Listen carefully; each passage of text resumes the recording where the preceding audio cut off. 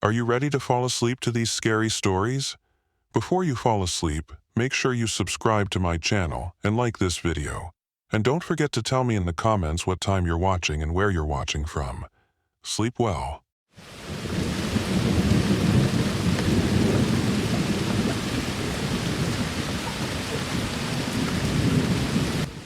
I grew up in a small town, and our old house sat on a quiet corner of a busy street. The house was not very big, but it had its own charm. It stood at the end of a block where the neighbors greeted each other with a smile, and the sound of children playing filled the nearby parks. I remember how the house always seemed to have a warm, welcoming glow, especially in the evenings when the sun was setting. Our house was a little different from many others. Instead of a large backyard, we had a side yard with a small deck that wrapped around the back. This deck was like an extra room outside. In the evenings, the dining room doors would open onto the deck, letting in cool air and the soft light of the setting sun. It was on this deck that we often had barbecues, and the smell of grilled food mixed with the fresh night air made those moments very special. I was 14 years old at that time. In our family, we only had 2 computers, a desktop and a laptop. My brother and I often argued over the desktop because it had the game Diablo 2, which he loved to play. Because of this, I spent most of my time on the laptop. I used it to write my own music. When I sat at that table with my laptop, I felt like I was in my own little world, creating songs and escaping into my thoughts. One quiet evening, my brother invited a friend over. I remember how still everything was after sunset. The sky turned a deep blue, and the stars began to peek out. I sat at the dining room table, completely focused on my music.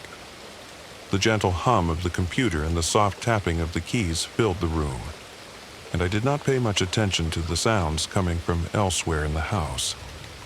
After a while, I heard a soft knock on the patio door. At first, the sound was gentle, like a quiet tap in the still night.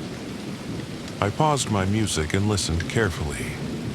The knock came again, a bit louder this time, and it made my heart beat a little faster. I wondered who could be knocking at that hour. I thought maybe it was my brother or his friend, because our house had more than one door that led to the outside. Still, I sat there for a few moments, not quite sure what to do next. Slowly, I got up from the table and walked toward the patio door. The house was very quiet, and the only sound was my own footsteps on the floor. When I opened the door, I saw someone standing outside. The person was wearing a Halloween pig mask.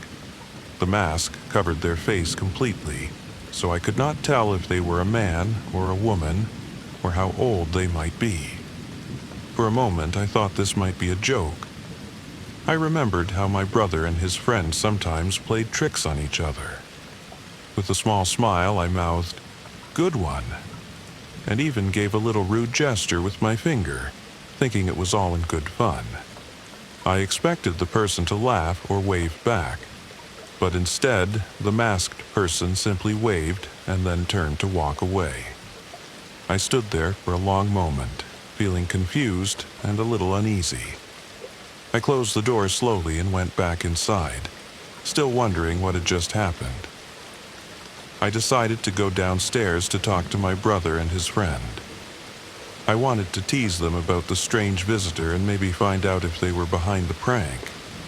When I reached the living room, I saw them sitting on the couch, completely absorbed in their PlayStation game. I asked them who was at the door, expecting a laugh or a simple answer. Both of them quickly said that it was not them. They explained that there was no way one of them could have run to the door, taken off a mask, and then come back so quickly to join the game. Their words made sense, but I still felt puzzled. I could not understand who had knocked on our door that night. That night, as I lay in bed, I thought about the strange visitor. The memory of the soft knock, the quiet night, and the person in the Halloween pig mask stayed with me. I wondered if it was just a random prank, or if someone had come by with a different purpose. Even though I tried to find a simple answer, the mystery remained unsolved. Years have passed since that night, but I still remember every detail. Sometimes, when I pass by a quiet corner or see a small deck, I think back to that evening. The memory of the masked visitor, the slow buildup of the night, and the mystery that I never solved still linger in my mind. A small, puzzling moment from my youth.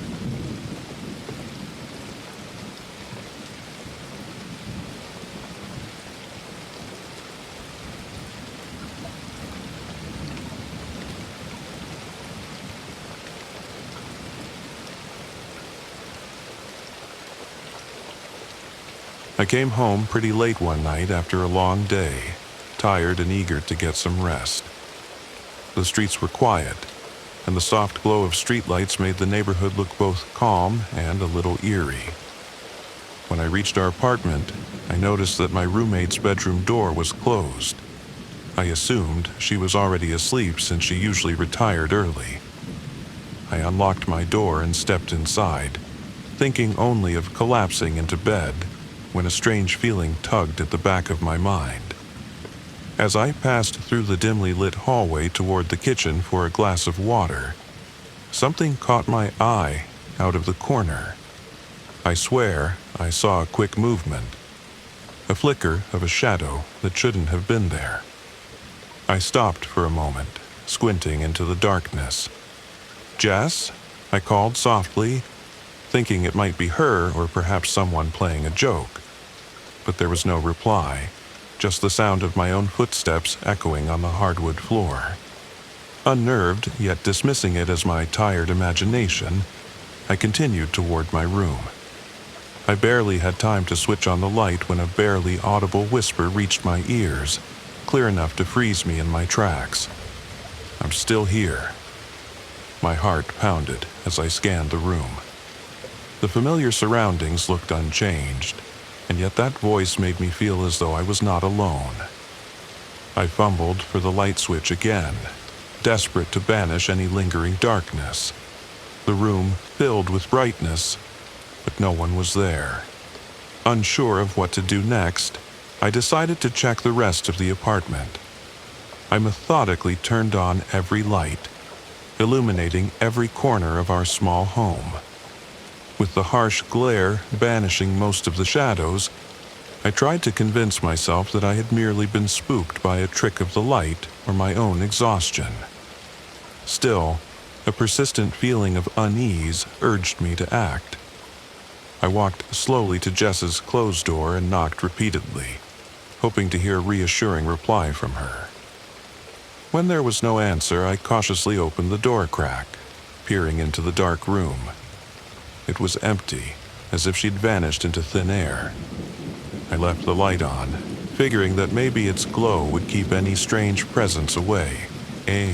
Feeling more confused than ever, I retreated to my room and lay down. But sleep was elusive. Every creak and sigh of the old house sounded like footsteps approaching. Every rustle a whisper of that chilling phrase, "I'm still here." I tossed and turned, my mind racing through all sorts of possibilities. Could it have been a ghost, an intruder, or just my imagination running wild? When morning finally broke, I was exhausted and still troubled by the events of the night. I immediately went to look for Jess. As soon as she returned, I asked her in a gentle, questioning tone if she had been playing any tricks on me. The look on her face, however, told a story of deep distress. Tears welled up in her eyes as she started to sob uncontrollably. Between gasps, she revealed that she had left the apartment in the middle of the night because something sinister had been in the house. According to her, she felt an overwhelming presence that made her terrified, so she had no choice but to get away as quickly as possible. Her confession sent a shiver down my spine. I realized that what I had experienced wasn't just a figment of my imagination.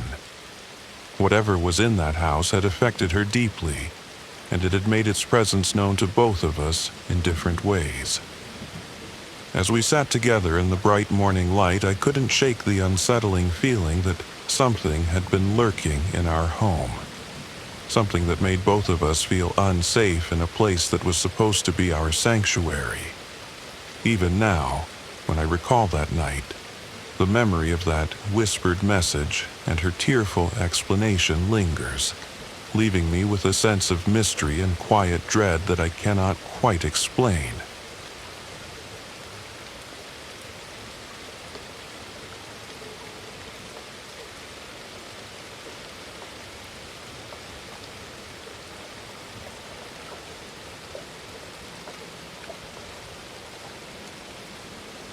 I remember it as if it were yesterday.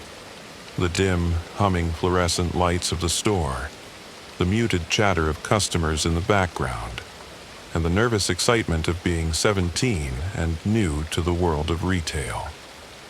Every day at the checkout counter was a small performance, greeting regulars with a friendly smile, scanning items with practiced precision, and quietly hoping that nothing unexpected would throw me off my routine. But that day was anything but routine. It was a brisk autumn afternoon, and the store was quieter than usual. I was stationed at the far end of the register, trying to keep my mind occupied by humming along to a tune in my head, when the door chimed and a couple entered. The man, his silver hair a stark contrast against the deep lines on his face, moved with a deliberate calmness that hinted at years of lived stories. His companion, a woman with gentle eyes and a phone pressed close to her ear, followed silently, her gaze flickering between him and the merchandise he selected. He headed straight for the cookware aisle, where, after a brief moment of inspection, he picked up a large, well-worn wok. After a few minutes wandering back to my register with his chosen item, the man stepped into my line.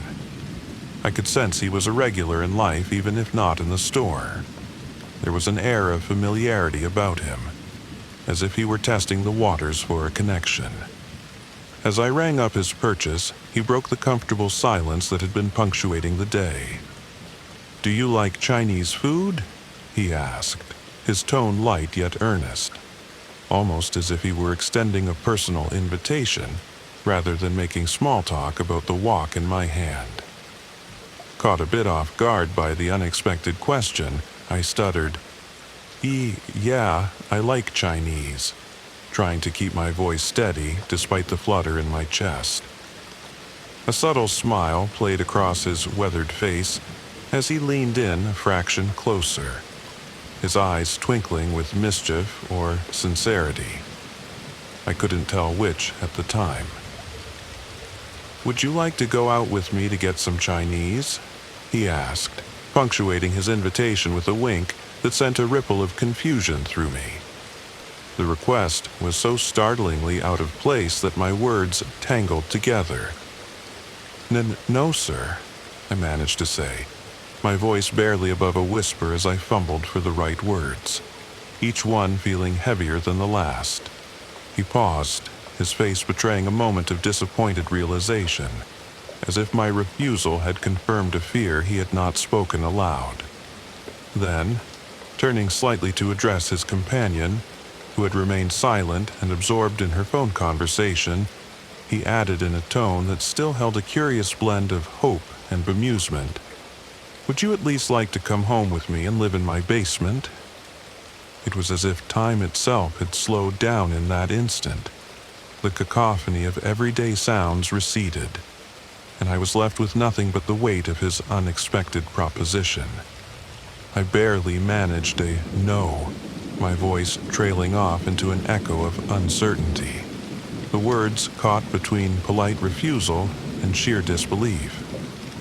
The rest of the transaction was a study in awkward silence. The hum of the register and the soft rustle of packaging paper seemed to underscore a palpable tension in the air. The elderly gentleman's smile had faded into a quiet resignation, while his wife, still talking softly into her phone, offered no comment, no hint of her thoughts on the bizarre exchange. As I handed over the bag containing the wok, I could feel my pulse quickening, and I wondered if I had just experienced a moment of unfiltered honesty, or if perhaps something was amiss behind his gentle, if peculiar, demeanor. For weeks afterward, the incident replayed in my mind like a film I couldn't quite rewind. I found myself questioning every detail. The earnest tone of his voice, the subtle cues of disappointment, the way his eyes seemed to search mine for an understanding that I simply wasn't capable of offering at that moment. I even considered whether his unexpected invitation was meant as a jest, or if perhaps it was a reflection of something more complex, an innocence lost to the years, or perhaps the early shadows of dementia that could blur the lines between social convention and genuine connection. In quiet moments during long nights or while studying the mundane details of everyday life, the memory would return. It wasn't just the oddity of the invitation that lingered in my thoughts, but also the warmth and the underlying sadness in his expression. There was an unspoken story in those few minutes, a tale of longing, misunderstanding, or perhaps just the simple, misguided attempt of someone trying to reach out in a world that often left him isolated. I never learned the full narrative of his life, nor did I ever have the chance to understand whether that day was marked by a fleeting lapse in judgment or something far more profound.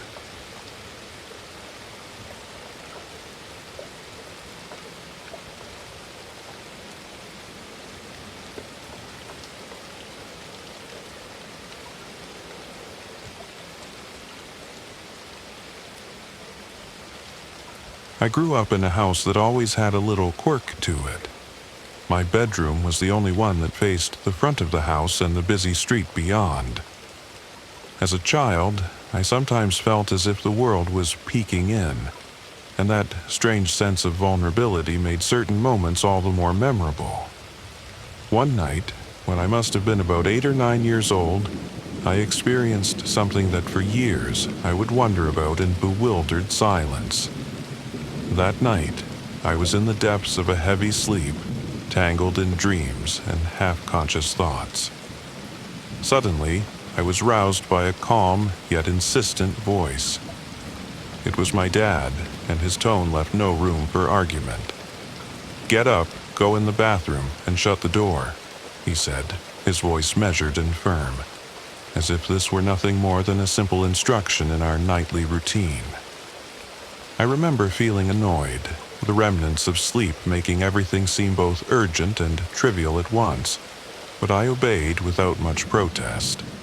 Shuffling out of bed, I stumbled towards the bathroom, still half lost in a dreamlike haze. The cool tile underfoot and the quiet hum of the night filled the space as I did exactly as I was told. Yet, I soon discovered that I was far more tired than I had realized. Somewhere between the transition from sleep to wakefulness, I drifted off again. This time, right there on the bathroom floor. I awoke much later, disoriented by the unfamiliar surroundings of a cold, tiled space instead of the familiar comfort of my bed. The following morning, while the house was slowly coming to life with the sounds of breakfast and soft conversation, I couldn't shake the memory of what had happened. I found my mom in the kitchen, and with a puzzled tone, I asked, "Mom, what happened last night? Why did Dad wake me up?" Her expression shifted to one of genuine confusion, as if the events of the previous night were a strange dream that she herself couldn't quite recall. I looked at her as though she were missing something obvious, while inside, a quiet storm of frustration was beginning to swell.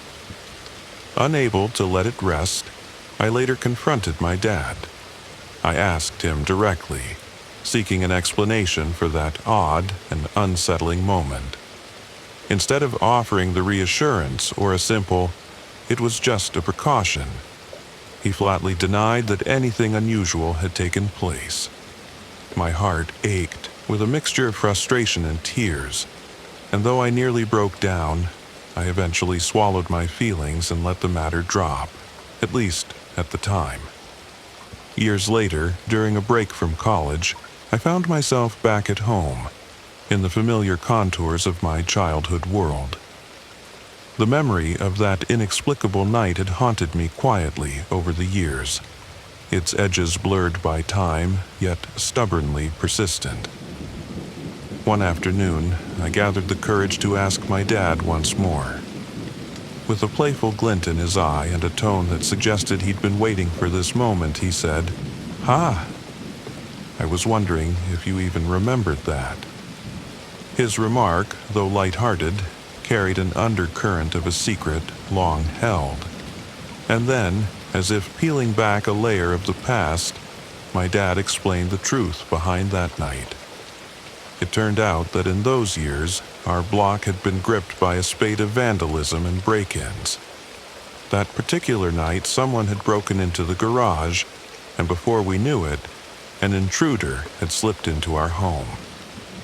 My room, being partially over the garage, was especially vulnerable.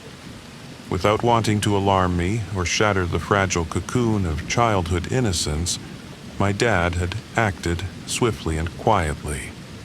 He had woken me up, guided me into the safety of the bathroom, and ensured that I was away from harm as he dealt with the immediate danger. The police were called, and although the intruder had fled into the night, he was never caught. For the sake of my peace of mind, my parents chose to keep the incident shrouded in silence, never mentioning it again and pretending as if nothing had happened.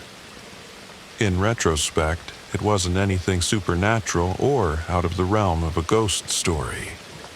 It was a very real, very human act of protection, though it came wrapped in mystery and secrecy.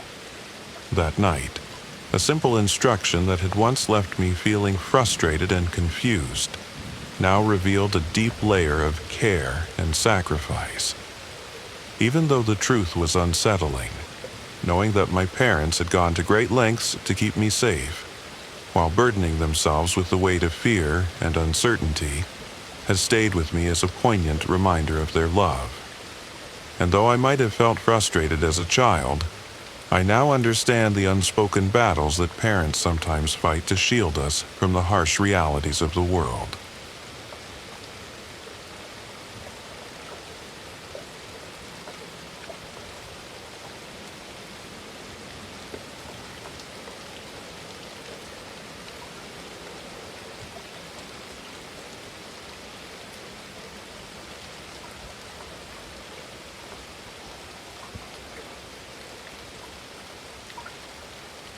About 5 years ago, my mom began dating a man she met on a dating site. At that time, I had just started dating the woman who would later become my wife. We had met online, and our relationship was new and exciting. Even though I was happy with my own life, I always wanted my mom to be happy too.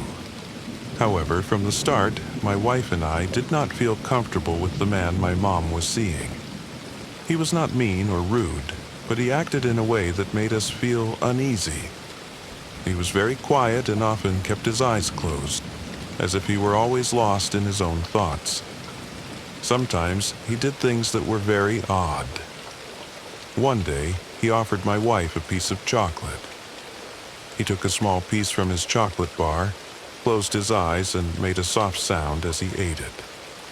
It was not a loud or harmful sound, but it was strange enough that both my wife and I exchanged worried glances. We wondered if he was trying to be funny or if he was just unusual. Another time, my wife and I visited my mom at her house. That day, my mom had to leave early for work, so we stayed behind. While we waited, we noticed that her boyfriend did not join us in the living room. Instead, he went to her bedroom and stayed there with the door closed for several hours. We could not hear what he was doing, and his silence made us feel even more nervous. We talked about it later and agreed that his behavior was not normal.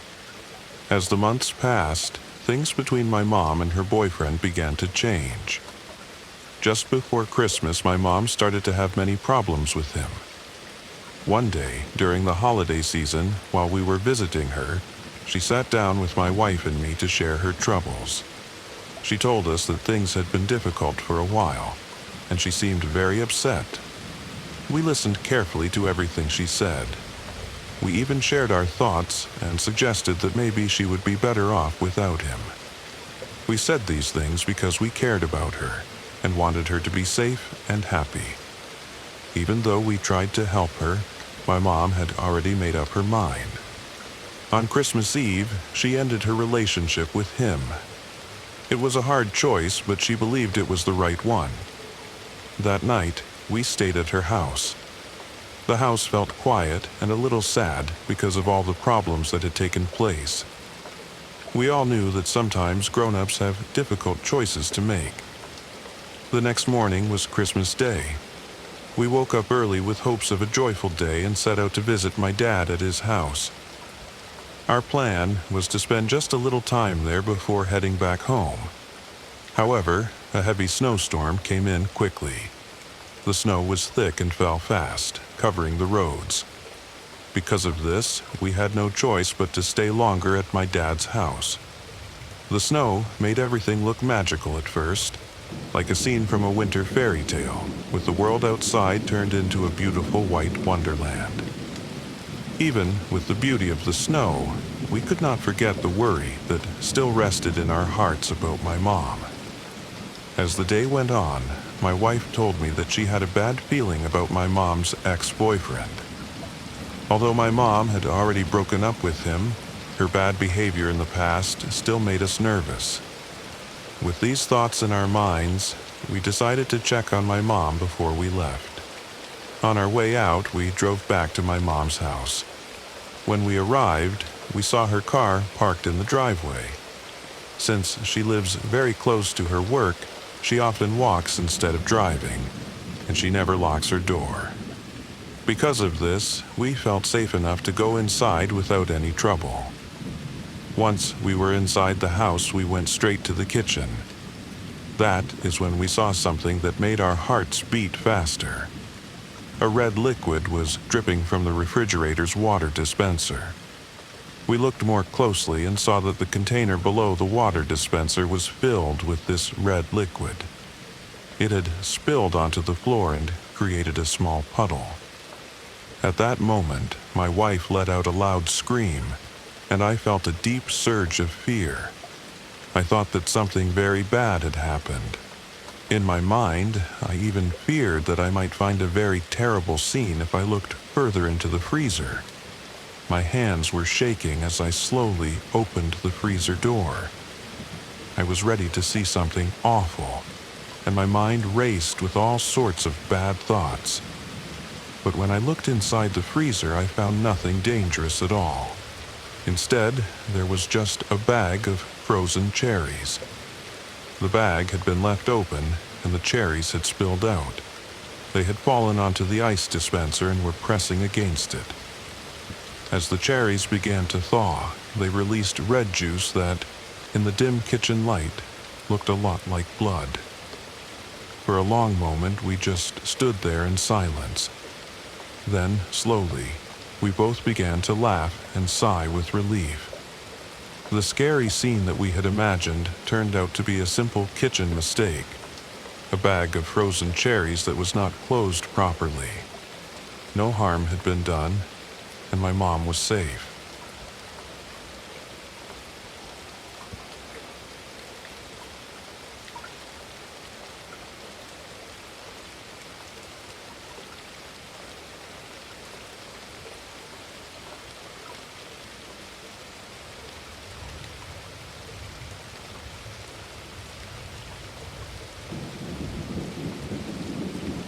Before I went off to college, I lived with my parents in their old house on a small cul-de-sac in the middle of nowhere. Our neighborhood was very quiet and remote. The nearest other neighborhood was more than 4 miles away. One cold night a few years ago, We got over 1.5 feet of snow overnight. Because our house is far from the main roads and it was a weekend, I knew the roads would not be plowed for quite some time. That evening, I stepped out onto my back deck to admire the winter scene. The trees were heavy with snow, and the flurries continued to fall steadily from the sky. I even wanted to take some pictures of the snow-covered landscape. As I looked out, I noticed a set of footprints in the fresh snow. The footprints led right to my door. Then they turned around and disappeared.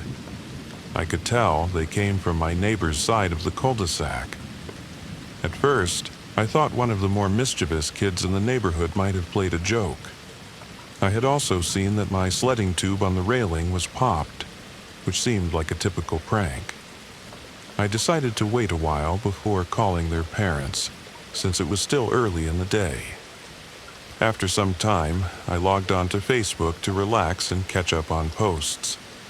While scrolling, I saw a message from one of my neighbors who lived closer to the entrance of our cul-de-sac.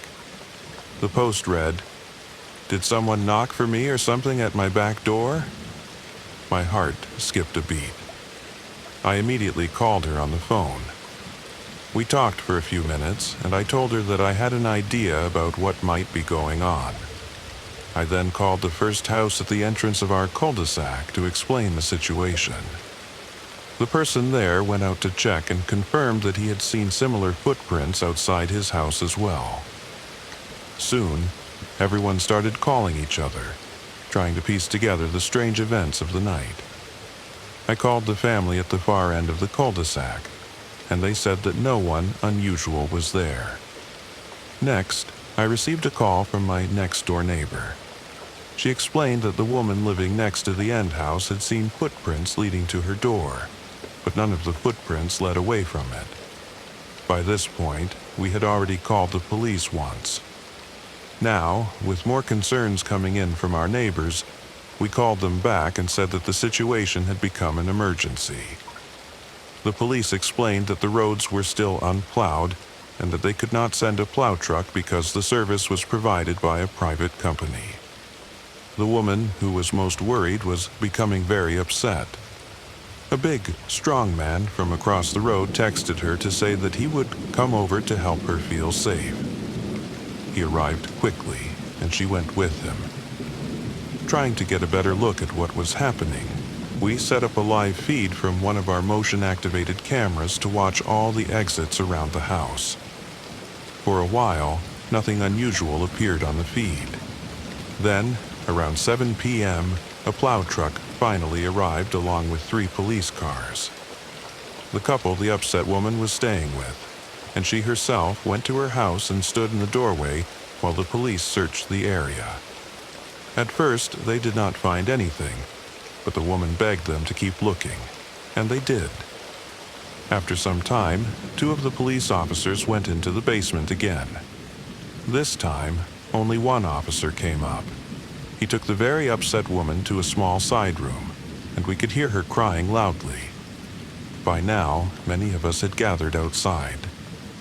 I and a few other neighbors began moving toward the door when several police officers stopped us.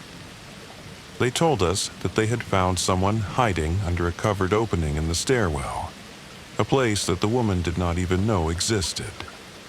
A few minutes later, a scruffy man burst out from that hidden spot. He was yelling and kicking, and the police quickly put him in handcuffs and led him away. In his small makeshift camp, the police found blankets that the woman had just cleaned and put away. In the room next to hers, they found other items that showed he had been living there for a short time. After that night, the woman stayed with other people for a long time before she finally moved back to her own home. Even then, she never wanted to stay alone. In fact, she sold the house the next summer. Later, the police explained that the man was a thrill-seeking individual with a troubled past. He was on probation for a violent act against a family member. They believed he did not want to stay at his own apartment after a fight with his roommate. He had taken his roommate's car, driven from a county far away, and gotten stuck on our unplowed roads. That strange and frightening night taught all of us an important lesson. Always make sure you lock your doors.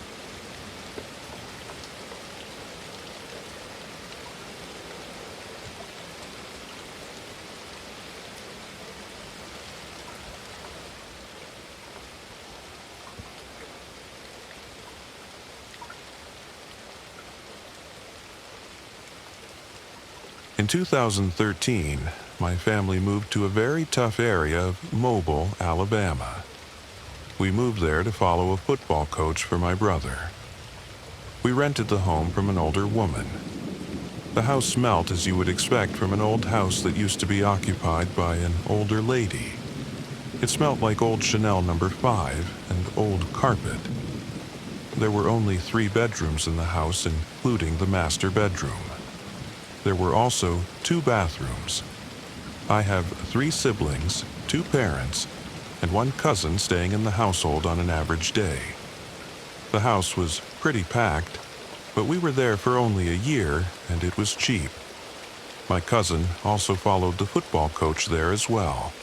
To ensure eligibility, we had to have a place to stay near the school.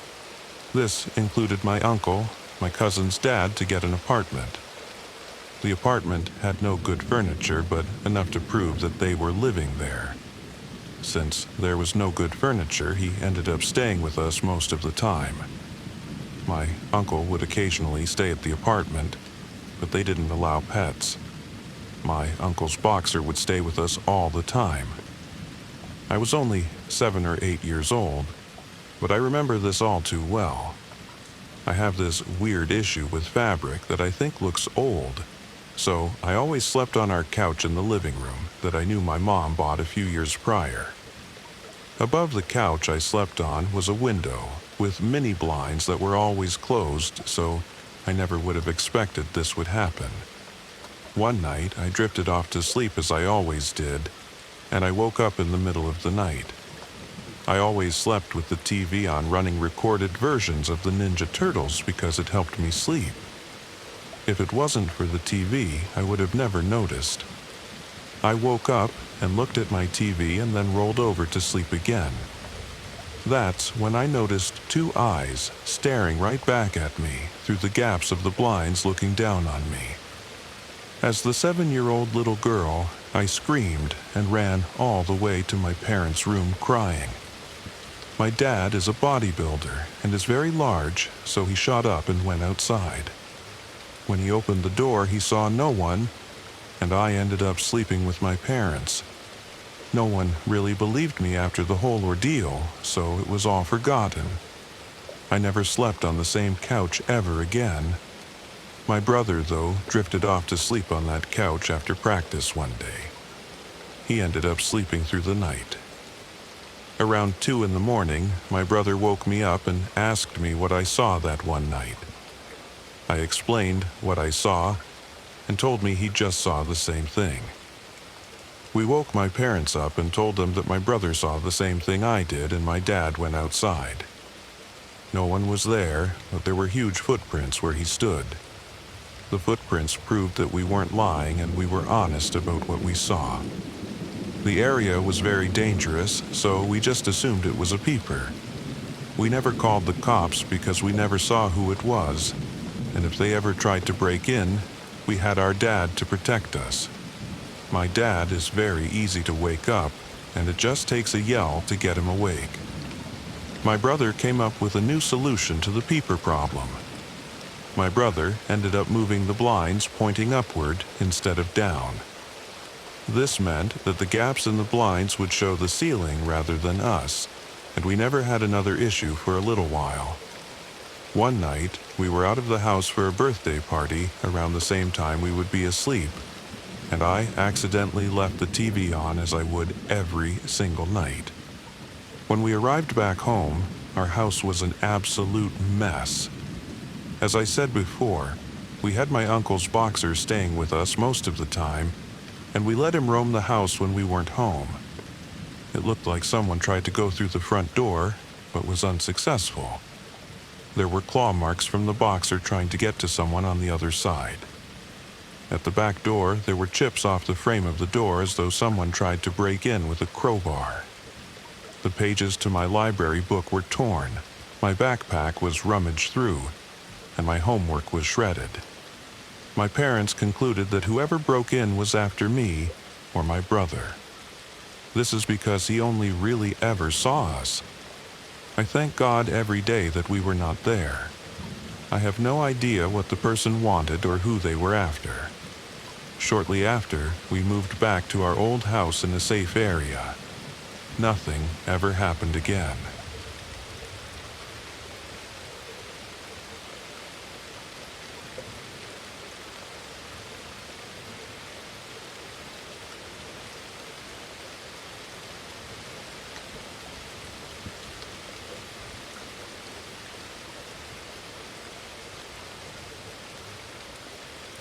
It was a quiet day around noon, somewhere between 12 and 1 p.m., when my phone started to ring. Earlier that day, I had already received 2 calls that I knew were scams, and I had let both of them go to voicemail. By the time the 3rd call came through, I was a bit tired and ready to ignore another scammer. However, something made me answer this call. I picked up and said a simple, "Hello?" Almost immediately, I heard the sound of a woman crying. Her sobs were soft at first, but then grew louder, filled with desperation and fear. I was startled, not only by the unexpected sound, but also by something else. The voice sounded strangely familiar, as if it might belong to someone I had known. I did not recognize who it was for sure, but I felt an unexplainable connection. "Are you okay?" I asked, my voice trembling with concern. The person on the other end continued to cry without a pause.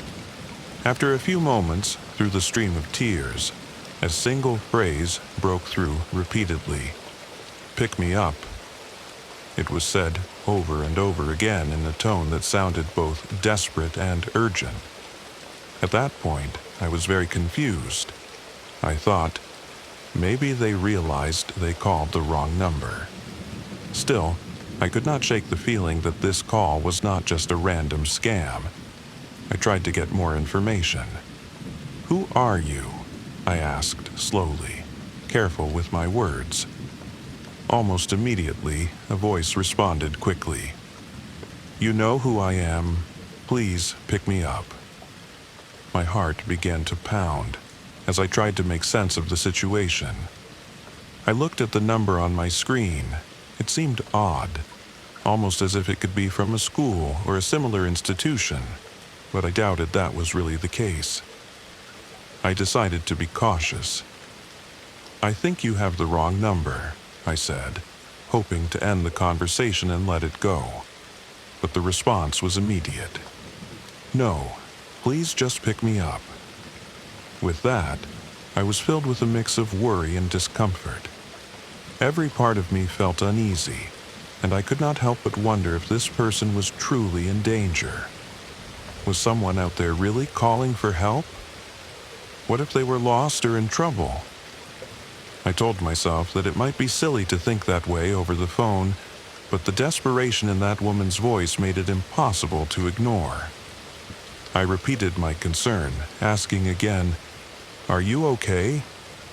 After that, the line was filled with nothing but more sobbing for a couple of long minutes. The sound of her crying echoed in my ears, and I felt a deep sense of dread. After what felt like an eternity, the call ended abruptly. There was no final word, no goodbye, just silence. I sat there with my phone in hand, my heart still racing. I turned off the phone, but the feeling of unease did not leave me. I got up from my seat and walked to my front door to check if it was locked, as if taking that small step would help me feel a little safer. My whole body felt on edge, and the hairs on my arms and neck stood up. I kept replaying the conversation in my mind, wondering who that person might be and what could have driven them to call so desperately for a ride. I thought about what might have happened. Maybe the woman was in trouble, or had become lost. Maybe she had dialed the wrong number and ended up reaching me by accident. Still, the urgency in her voice made it clear that something was seriously wrong. I waited for a while, hoping that she might call back to explain or to say that everything was fine. But no call came. The silence after that call was deafening. Not only had the scammers stopped calling, but there was no further word from the mysterious woman either. Since that day, I have felt a lingering sense of paranoia. Every time my phone rings unexpectedly, I remember that desperate cry for help, and I wonder if there might be someone out there in need who is accidentally reaching me instead of the right person. It might sound irrational, but when you hear a familiar voice crying for help, it is hard not to be worried. The entire experience left me questioning whether I'd unknowingly been a part of something much bigger than a simple scam call. That day has since stayed with me as a reminder of how quickly a normal day can turn into something unsettling in an instant. I now always double-check my door and remain extra cautious when strange calls come through. Although I still do not know who that woman was or what happened to her, I have learned to trust my instincts. And while the call never repeated itself, the memory of those desperate words, "Pick me up," remains with me. A quiet echo of a mystery that I may never fully understand.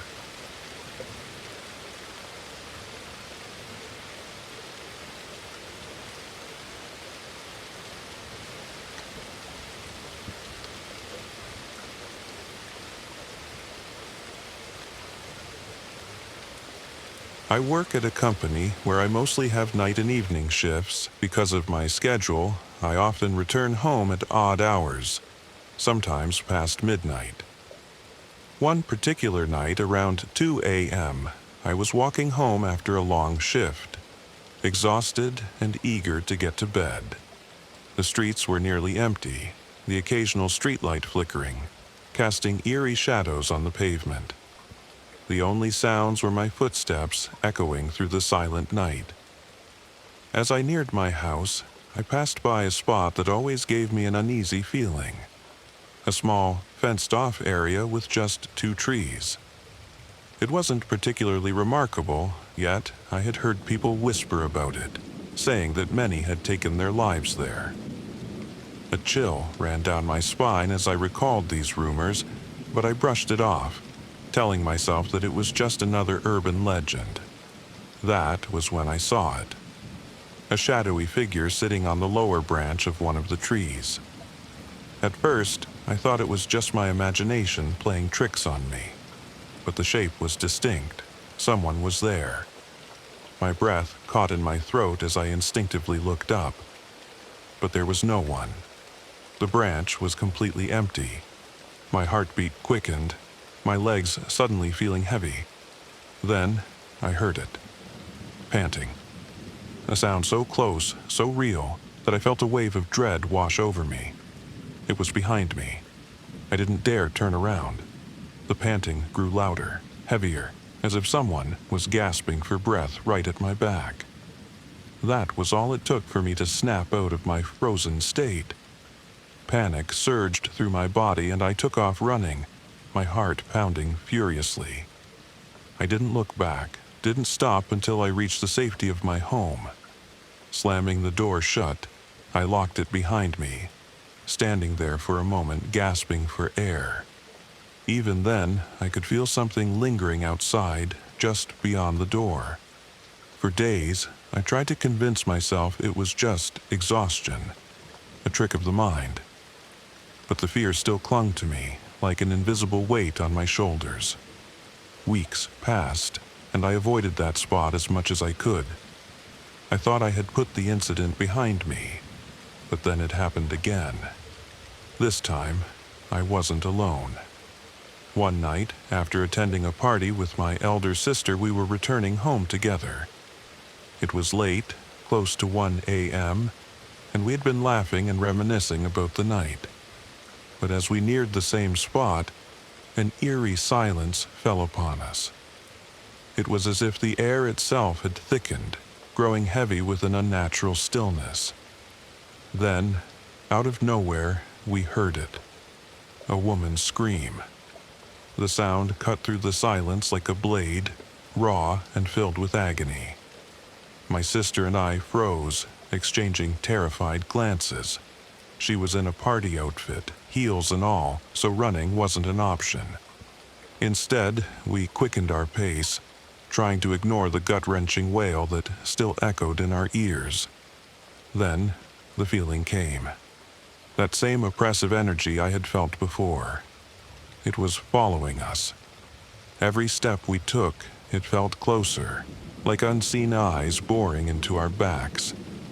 The fear was overwhelming, suffocating.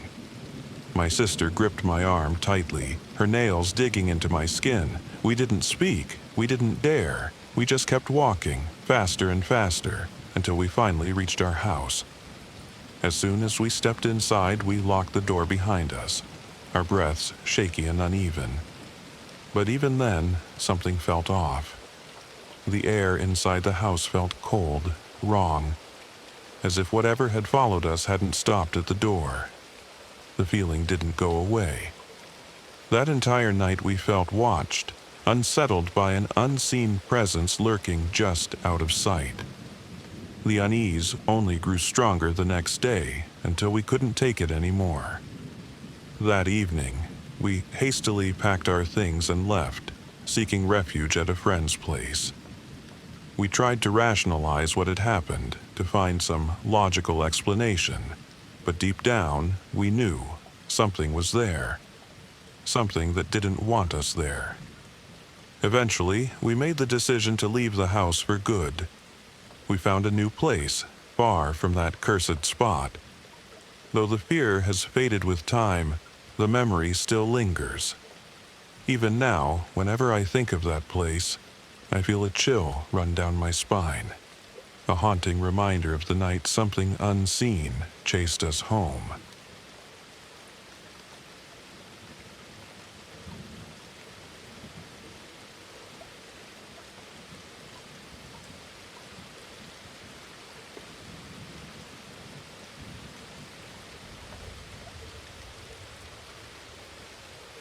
I'd been working the 2 p.m. 11 p.m. shift at the gas station, a modest, clean station tucked away in one of the nicer cities around, when something began to feel off, slowly at first, until it was impossible to ignore.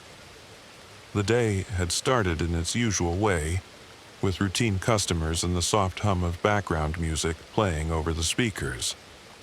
I'd been settling into my tasks, organizing shelves and restocking items, when I started noticing subtle changes. The afternoon light filtered through the windows in a way that made every shadow seem to stretch a bit too long, and an almost imperceptible chill crept into the air despite the mild weather. As the sun dipped lower in the sky, casting a golden glow over the neat pavement and manicured lawns beyond, I found myself increasingly aware of my own solitude. It was as if the routine of my shift had set the stage for something unusual. I kept catching glimpses of movement out of the corner of my eye. A flash of a figure here, a lingering gaze there, yet every time I turned, there was nothing more than the quiet hum of the gas station and the distant sound of passing cars. I told myself it was just the long hours playing tricks on my mind, but a nagging sense of unease began to build. By around 8 p.m., the station was mostly empty, with only the steady rhythm of my work and the occasional low murmur of a passing customer breaking the silence. I remember the gentle clink of coins at the register and the soft whoosh of the door as someone entered. It was then that I noticed him. A gentleman whose appearance was strikingly out of place amid the usual evening crowd. He wore a neatly pressed coat and carried himself with a quiet dignity. As he moved slowly toward the counter, our eyes met. In that instant, time seemed to slow. His gaze was intense and unsettling, as if he were peering into depths of my soul, reading secrets I wasn't even aware I held. Without a word of introduction, he leaned in close, his voice calm yet laced with an eerie gravity. "Are you enjoying your last day on Earth?" he asked. The question, so unexpected and loaded with ominous meaning, echoed in the stillness of the gas station. I froze, unable to muster a reply, as his words hung in the air like a forewarning. Before I could process or even ask for clarification, he turned and walked away, leaving behind nothing but the fading echo of his cryptic inquiry. In the moments that followed, my heart pounded in my chest, and every sound, the creak of a door, the hum of the fluorescent lights, seemed amplified, as if the world had suddenly taken on a new, darker tone. I was left standing behind the counter, grappling with a blend of shock and disbelief. Had I truly heard him correctly? Was it a bizarre attempt at humor, or something far more profound? I found myself rechecking my senses, questioning whether fatigue had conjured this surreal encounter. The remainder of my shift passed in a daze. I meticulously went about my tasks, yet every minute felt like an eternity. I couldn't shake the image of that man and his inscrutable eyes, nor the weight of his unsettling question. Each time the door chimed, my pulse quickened, half expecting him to reappear, as if to confirm that his words were no mere flight of fancy. The gas station, which had always been a bastion of routine and normalcy, now felt like the backdrop to a mystery that I could neither solve nor escape.